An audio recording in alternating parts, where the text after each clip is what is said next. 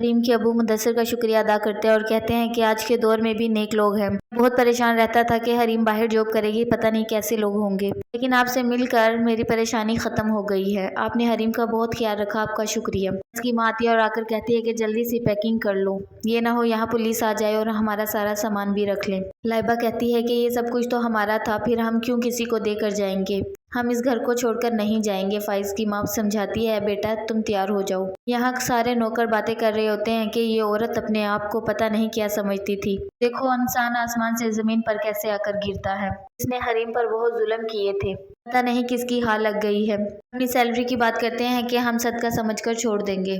फाइज की माँ ये बात सुन लेती है और कहती है कि तुम लोगों ने मेरा नमक खाया है, ये मेरी अंगूठी रख लो। मैं तुम लोगों से सदका लेकर नहीं खाऊंगी, बल्कि मैं तुम लोगों को ये अंगूठी देती हूँ, इससे तुम लोगों की कई महीनों की तनख्वाहें अदा हो जाएंगी। नौकर अंगूठी पकड़ लेता है। हरीम के अबू समझाते हैं कि तुम शेख फैमिली के लिए क्यों इतना परेशान हो रही हो, उन्होंने तुम्हारे साथ इतना बुरा किया है। हरीम कहती है कि अगर मेरे बस में होता तो मैं लाइबा की शादी होने देती, किसी कीमत पर भी रुकने ना देती, बस मुझे दुख है इस बात का। दूसरी तरफ नासिर की बहन कहती है ये कपड़े मुझे चाहिए। उसकी माँ कहती है तुम तो हर चीज पर नजर रख कर बैठी हो। नासिर कहता है कोई बात नहीं, मेरी बहन को जो पसंद है उसे लेने दे।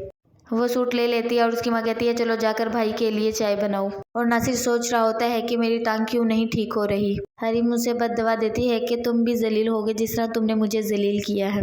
लाइबा अपनी माँ को कहती है ये सब कुछ तो आपका था ना, बाबा ने बनाया था, इतनी मेहनत से बनाया था, फिर हम ये सब कुछ छोड़कर क्यों जा रहे हैं। जिस पर उसकी माँ कहती है बेटा अब हमें जाना पड़ेगा, ये बातें मत करो। फाइज आता है और आकर बताता है कि आप जल्दी से यहाँ से चले जाओ, पुलिस आती ही होगी, मुझे भी पकड़ कर ले जाएंगे, मैं पता नहीं किस तरह अपनी बेल करवाऊंगा, इसलिए मैं चाहता हूँ आपको भी ना पकड़ लें, आप लोग यहाँ से चले जाओ। रेहान की बीवी अपनी माँ को कॉल करती है और कहती है कि रेहान की माँ और बहन आएंगी, कुछ दिन की बात है, आप उन्हें रख लें। रेहान ने मेरे लिए बहुत कुछ किया है मम्मी, अब मुझे भी उसकी कोई बात मानना होगी। उसकी माँ कहती है ये लोग अगर मेरा घर चीजें बेच देंगे तो क्या होगा, मैं उनके सुपुर्द अपना घर नहीं कर सकती। तभी फाइज की माँ और बहन पहुंच जाती हैं और जिस पर रेहान की सास आकर कहती है कि आप मुझे सी ऑफ करने आई होंगी, आपकी कितनी लंबी उम्र है। फाइज की माँ कहती है नहीं, मैं तो मजबूरी में आई हूँ। रेहान की सास कहती है चले कोई बात नहीं, आप आए आकर बैठे, मैं तो देखकर इसलिए खुश हो गई थी कि शायद आप लोग मुझे सी ऑफ करने आई होंगी। फाइज की माँ अपनी सिचुएशन बताती है।